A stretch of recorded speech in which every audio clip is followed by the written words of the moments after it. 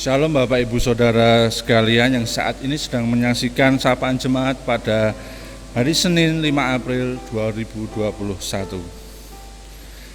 Sebelum kita mendengarkan dan merenungkan firman Tuhan, marilah kita berdoa terlebih dahulu. Terima kasih Tuhan atas berkat-Mu Tuhan pada hari ini. Kau telah berkati kami Tuhan dalam keseharian kami.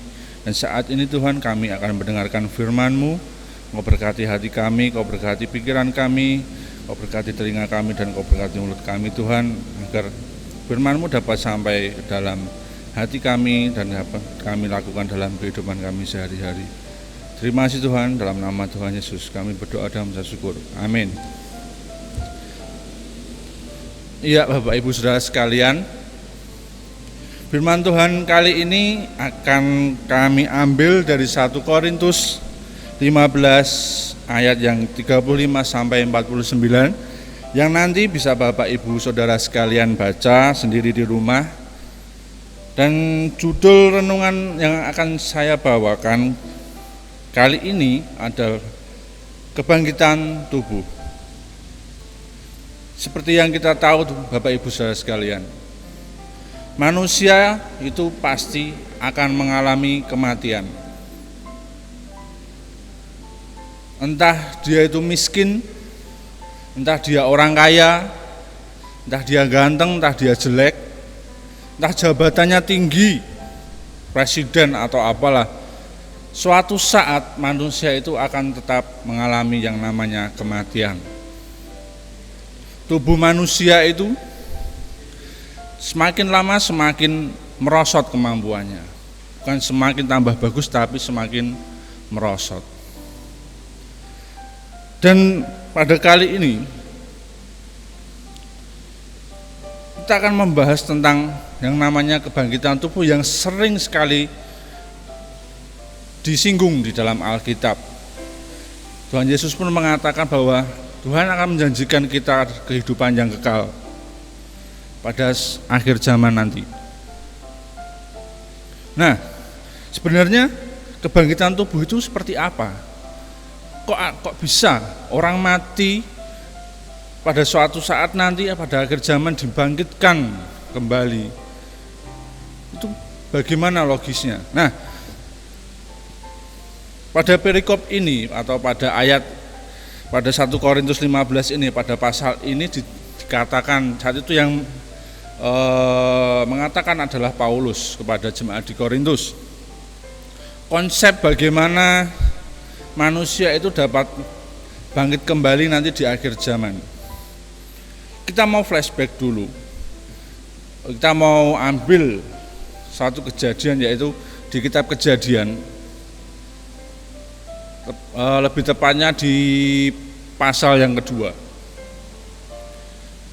Di situ dikatakan bahwa manusia itu diciptakan oleh Allah dari debu tanah dan nafas Allah.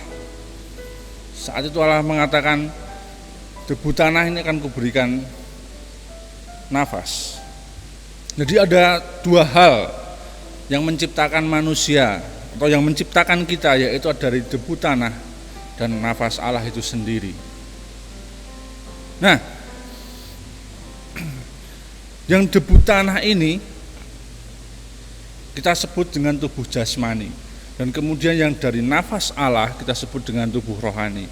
Jadi manusia itu terdiri dari dua ini, Bapak Ibu Saudara sekalian. Tercipta dari dua ini. Nah,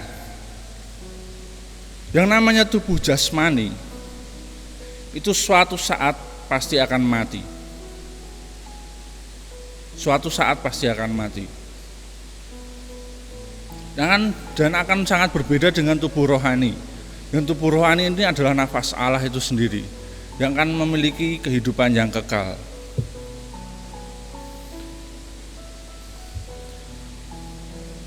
Nah, inilah yang satu konsep di mana Alkitab selalu mengatakan bahwa kita akan dibangkitkan pada akhir zaman, yaitu kita harus melewati yang namanya kematian terlebih dahulu.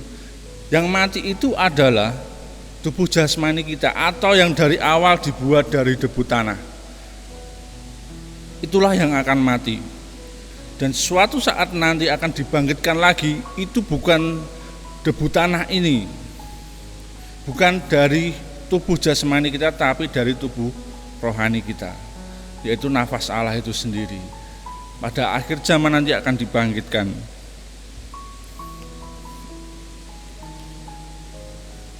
Dan seperti yang kita tahu bahwa Tuhan Yesus sudah menjanjikan ini. Bagi orang-orang Kristen, siapapun yang percaya kepadanya akan diberikan hidup yang kekal. Jadi banyak sekali Bapak Ibu Saudara sekalian yang di Alkitab dikatakan bahwa manusia itu hidup bukan hanya dari roti saja, tapi juga dari firman Allah. Dan inilah yang dimaksud bahwa roti itu memberi makan tubuh jasmani kita, dan firman Allah memberi makan tubuh rohani kita. Nah, maka dari itu kita sebagai manusia itu harus seimbang. Kalau kita lapar, kita makan secara jasmani ya Bapak Ibu Saudara. Dan ternyata kita itu punya dua tubuh tadi. Yang jasmani kalau lapar harus makan secara jasmani, dan rohani pun kalau lapar juga harus makan secara rohani. Maka dikatakan bahwa manusia itu tidak bisa hidup hanya dari roti saja, tapi juga dari firman Allah. Nah, kita kembali lagi yang namanya kebangkitan tubuh. Jadi ingat ya Bapak Ibu Saudara, bahwa kebangkitan kita nanti, kebangkitan manusia di akhir zaman itu bukan kebangkitan dari tubuh yang dibuat dari tubuh, tapi yang dari nafas Allah, yaitu tubuh rohani kita di akhir zaman akan dibangkitkan. Begitu. Nah, maka dari itu Bapak Ibu Saudara sekalian, mumpung selama kita masih hidup di dunia ini, istilahnya tubuh jasmani kita itu masih bisa hidup, masih bisa bergerak, maka kita juga harus menumbuhkan atau istilahnya memupuk, memberi makan tubuh rohani kita agar dapat kita persiapkan untuk nanti akhir zaman. Jadi enggak cuma tubuh jasmani tok yang diberi makan, tapi rohaninya juga harus diberi makan. Kalau jasmani itu dengan roti tadi, dengan makanan jasmani, maka rohani kita harus kita beri makan dengan firman Allah.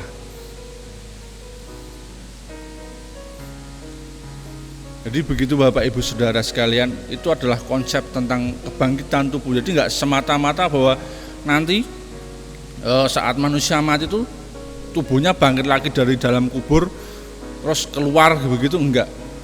Tapi konsepnya seperti itu. Jadi tubuh jasmani kita akan mati dan tubuh rohani kita akan dibangkitkan kembali. Dan itulah yang dituliskan dalam Alkitab. Jadi begitulah Bapak Ibu Saudara sekalian, firman Tuhan yang dapat saya sampaikan semoga dapat menjadi bahan renungan bagi kita semua dalam kehidupan pribadi lepas pribadi. Tuhan Yesus memberkati. Mari kita berdoa. Terima kasih Tuhan atas kemuliaan-Mu Tuhan. Kau telah memberikan hidup kepada kami, telah memberikan nafas-Mu yang berharga kepada kami. Dan saat ini Tuhan, Kau telah menyadarkan kami bahwa kematian itu bukanlah suatu batas, tapi adalah suatu yang harus kami lewati untuk dapat menjadi hidup yang kekal Tuhan, seperti yang Engkau janjikan, agar dapat bersama-Mu nanti Tuhan di kerajaan surga. Mau berkati kami Tuhan, agar kami selalu dapat mengikuti segala perintah-Mu dan firman-Mu Tuhan. Terima kasih Tuhan, dalam nama Tuhan Yesus kami berdoa dan mengucap syukur. Amin.